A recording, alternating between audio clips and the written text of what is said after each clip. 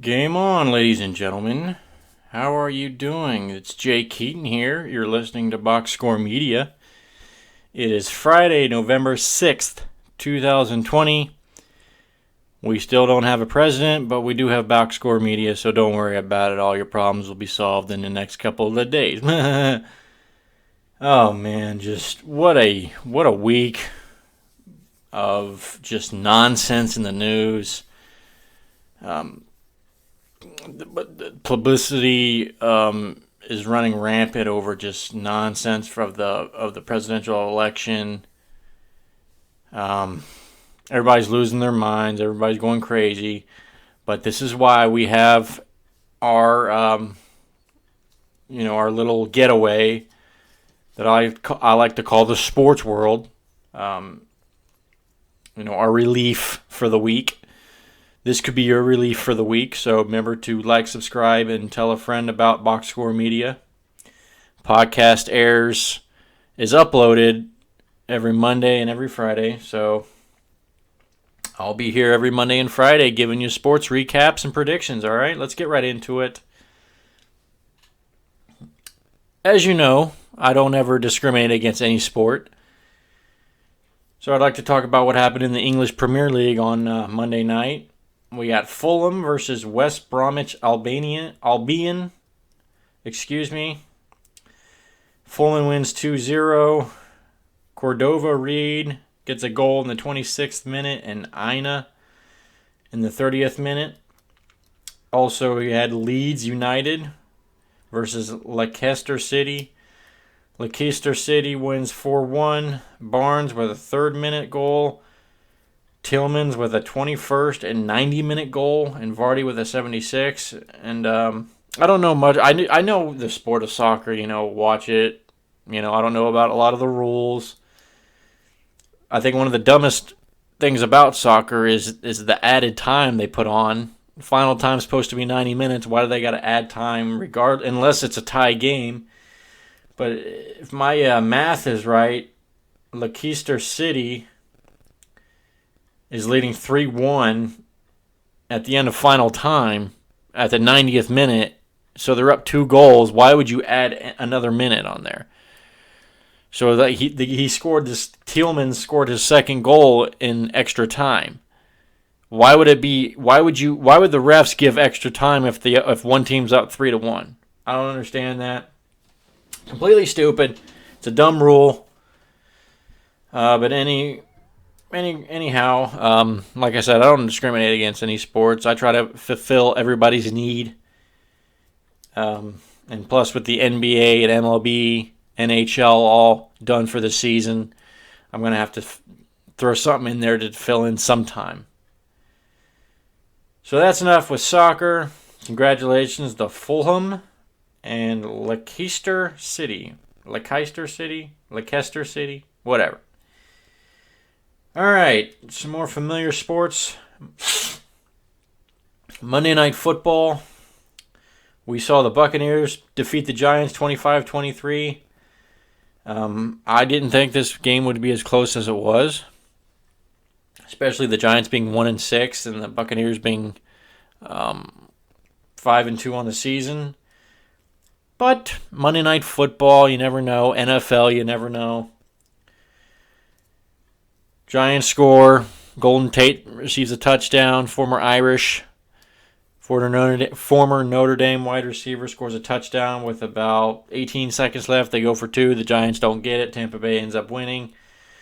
Total yards. This is a very, very competitive game. Very close. Giants had an extra turnover. Total yards 344 to 357. Very even. But like I said, Tom Brady had a decent night. But in the NFL, you just never know. Buccaneers move on to 6-2 on the season. They're definitely going to be a competitor in the NFC against the Saints. I don't see anybody else coming out of the NFC. And the Giants' season's pretty much over because once teams get their 7th loss in the NFL, it's very hard. Once you hit 6 losses, you can sneak into the playoffs. Once you hit 7, you're kind of asking to get knocked out. And at 1-7, I mean, we all know they're done, but with their 7th loss, that basically puts them out. So will they tank the rest of the season? Will they try to be competitive? I think they'll actually try to be competitive because Daniel Jones is looking kind of decent. He doesn't look like that too bad of a quarterback. He looks like he can build and progress throughout his career, which is the most important factor and underrated factor of any professional athlete. Is just simply progressing and getting better each and every day in every game. So I think they'll stick with him. They won't tank, and who knows? They may be able to pull out some wins. Something about me, and if you've noticed from my cover photo for Box Score Media, my artwork, because of the quarantine, I've become a big fan of disc golf. I play it, and I practice it almost every single day. So I'll throw in some results until the end of the year. I think end of November, early December is when the tournaments officially stop. The PDGA Championship's already over with. Kevin Jones, congratulations, his first tour championship.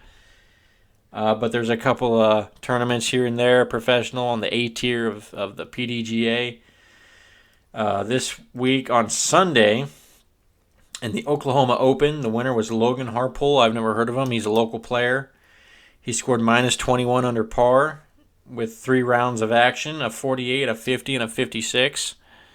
So he declined each and every day, but he ended up shooting a 48, which is the best that day and of the first round, and so ends up getting a win over the likes of Emerson Keith, Kevin Jones, and a couple other big names. So congratulations, Logan. College football on Wednesday, we saw the first week of the Mid-Atlantic Conference. They got started week 1. Their week 1, never too late to the party, even though it's about 2 months later. We saw Kent State over Eastern Michigan, 27-23. Western Michigan over Akron, 58-13. Western Michigan, if you listen to the Monday show, Western Michigan was my prediction. They were my pick to win the MAC conference, so I think they're going to do it. They look strong. Buffalo over Northern Illinois, 49-30. Central Michigan over Ohio, 30-27. Miami over Ball State, 38-31. And Toledo over Bowling Green, 38-3. Bowling Green's officially become the worst team in the MAC. They're one of the worst teams in the country over the last 3 or 4 years. They've just top to bottom need a complete redo for that program if they ever want to be competitive. And that was on Wednesday. NFL Thursday night, we saw the Packers over the 49ers, 34-17. Not even that close. It was 34-3 late in the fourth quarter. 49ers got a couple extra touchdowns. Little brother points, I call them. I had a feeling this would be a lopsided game with Garoppolo being injured and George Kittle being out for the 49ers. They've dealt with injuries all year long. How else do you explain a team, NFL best record, 13-3, Super Bowl runner-ups, and then all of a sudden now they're 4-5 on the season, not even going to make the playoffs. They've got 2 or 3 wins against 1 and 2 win teams like the Patriots and the Giants, so not much to go off of. So they just need to start tanking. Who cares about the record? Start resting your players. Make sure they're healthy and not sick. That way next year, you got the talent there, and get a good draft pick, fill some holes, and try to just do a better job and get back to the Super Bowl next year. Aaron Rodgers looked great, 25 of 31, 305 yards, 4 touchdowns.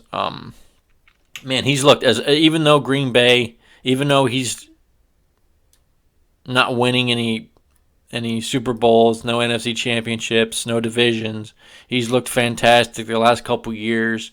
He had a slump of just ego, and now I think he has that in check. They have a good system right now. He's got good talent around him, great head coach. So they're doing everything right, and he's looking good. 49ers had 2 turnovers that really done them in. Otherwise, statistically, this game was pretty close, but they just couldn't capitalize, and the Packers did. All right, and that was all the action pretty much this week. Like I said, this is the kind of the down season in sports, but this weekend is going to be absolutely nuts. And I got some predictions for you, starting with tonight. We got number 9 BYU versus number 21 Boise State. Boise State is 2-0 on the season. The Mountain West started 2 weeks ago, just like the Big Ten. BYU now is an independent. They're 7-0 on the season. They've looked really good, and I think their decision to go independence really helped them because now they're going across the country. And when you're going across the country, and you're such a different kind of school like BYU, you have the opportunity to attract new recruits, and I think they're doing that well. They're going on the road tonight, 4-0, 4-point favorite. Again, with the limited crowds, though, in sports, home field advantage really doesn't matter. But 4-point favorites, I'll take BYU. I think they cover. I think they win by 7. Saturday, we got number 23 Michigan versus Indiana. This is an interesting one. Indiana 13th ranked. They've looked good. They lucked out against Penn State. They struggled early against Rutgers. They're at home against Michigan, who's coming off the loss to Michigan State.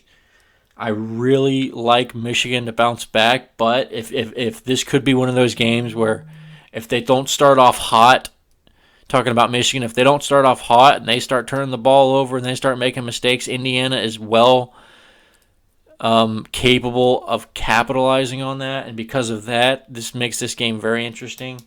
Michigan's a 3.5-point favorite. I think they win. See, it could go either way. They could win by 3. They could win by 33. I think they actually put a whipping on Indiana and bring Indiana back down to earth. They're talking about a culture change in Indiana. It's like you won a game against Penn State you shouldn't have won.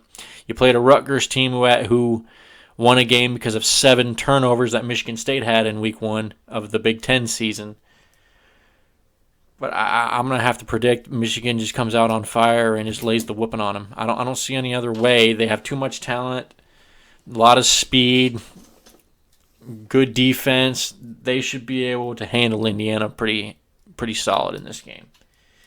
Number 20 USC versus Arizona State. The Pac-12, they get their season started. This is an interesting game.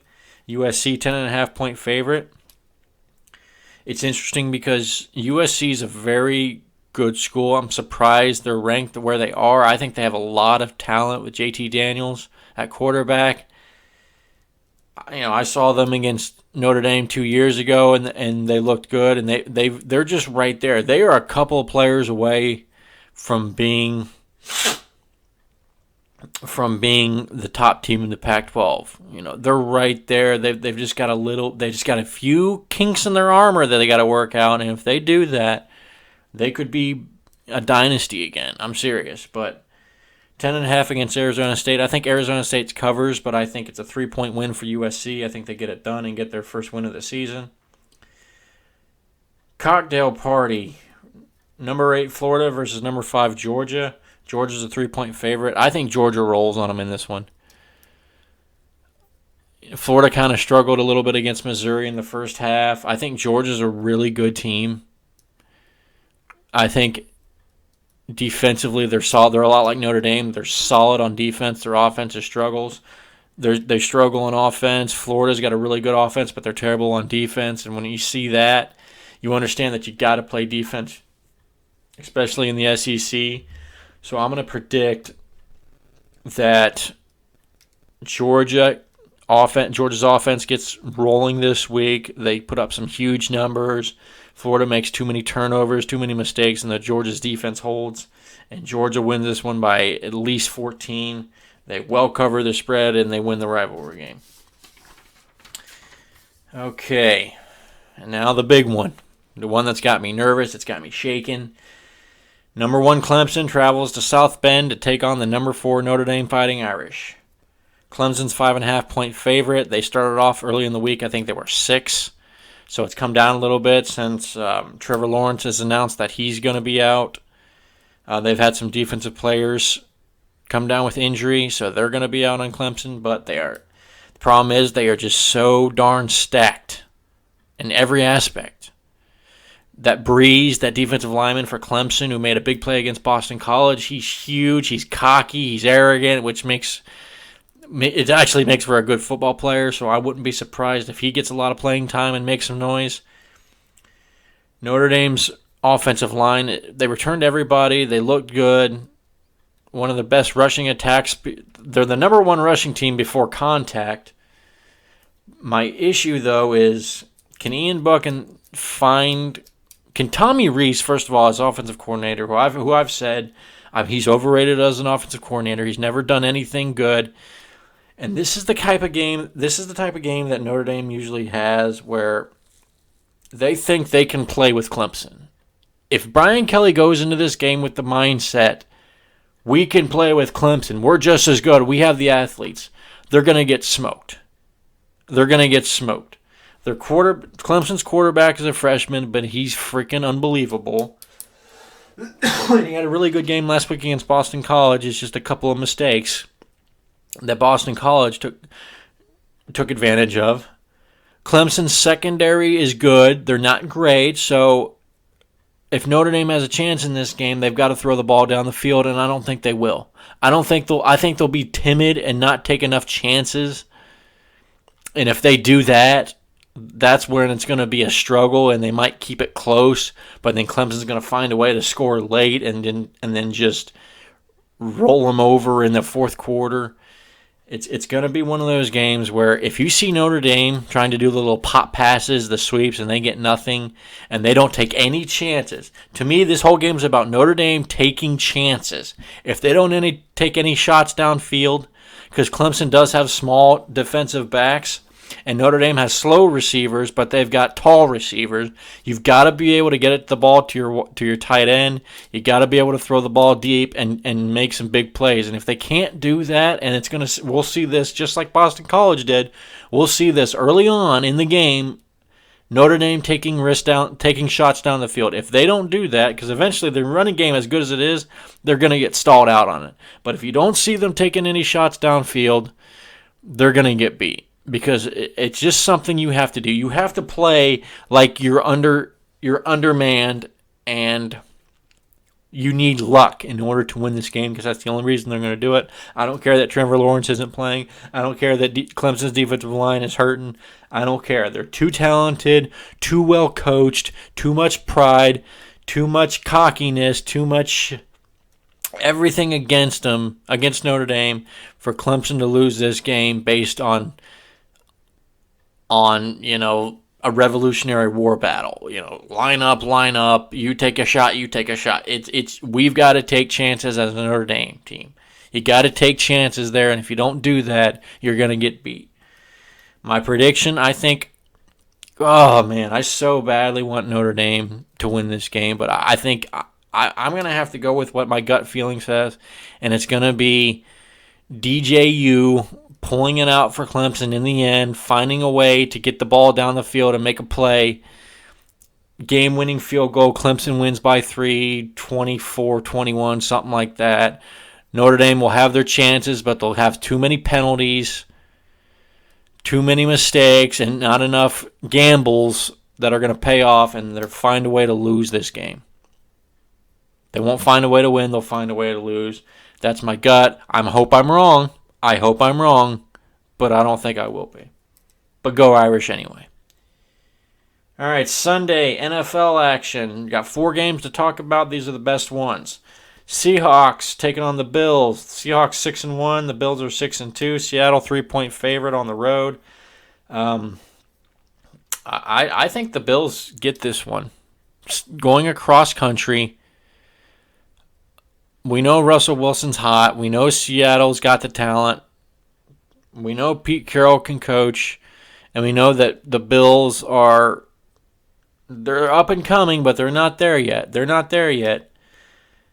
But I think Buffalo finds a way to upset them and gets this one. They more than cover. They win by a touchdown. Bears 5-3 taking on the Titans at 5-2. Tennessee 6.5-point favorite. I really like Nick Foles. I think it was Jacksonville's worst decision to try to get rid of him. There's obviously a conflict there that Nick Foles, they stuck with Gardner Minshew, and I like Gardner Minshew, but he's just not the man. I really like Nick Foles because he's a winner. The Bears' defense will slow down Derrick Henry, but I think Ryan Tannehill makes enough plays, and this is going to be a close one. I think the Bears cover, and Tennessee wins this one by a point. Ravens at 5-2 taking on the Colts. Right now the line on this one is even, and it should be because. But the Colts are really good. The Ravens are really good, but I don't see the Ravens losing 2 times in a row. They're pissed off about losing to their rival, the Steelers. They're pissed off about this division game. Lamar Jackson is going to put up huge numbers, and I think the Ravens win this one big. Finally, the Saints. This is a Sunday night football game. The Saints taking on the Buccaneers. Tampa Bay 4.5. I think Tom Brady's going to light it up early. He's going to be pissed off. He's going to be angry. They lost the opening game to the Saints. I don't think it's going to be a blowout, but I think the Buccaneers win this one handily. I think they lead the whole game. Drew Brees is going to make some plays, but the defense is going to come up big for Tampa Bay, and Tampa Bay wins this one by about, I'm going to say 10, 11 points, maybe like 31-20, something like that. But the Buccaneers get it done. All right, guys, that is it. That is what I got for this week. Real quick, let's check out for those ESPN Plus members, subscribers. There's a pretty good main event in UFC this weekend. Glover Teixeira taking on Thiago Santos. I'll take Thiago Santos by knockout. The rest of the card doesn't really stack up well, so I won't go through that, but I'll take Thiago Santos to beat Glover Teixeira by a knockout. Check out the NFL. And don't forget about that Clemson-Notre Dame game. It's going to be a good one. It's going to be a lot of pressure on Notre Dame and Brian Kelly to get this win. I think it's going to be too much. And like I said, Brian Kelly's got to call, and Tommy Rees have got to call a game where they're taking chances. No risk, no reward. It's a promise. All right, gang, I am tapped out. I will be back on Monday giving predictions for the rest of the week and recap what happened this weekend. Hopefully I'll be in a good mood because Notre Dame will win. So I will catch you on Monday, players, and go.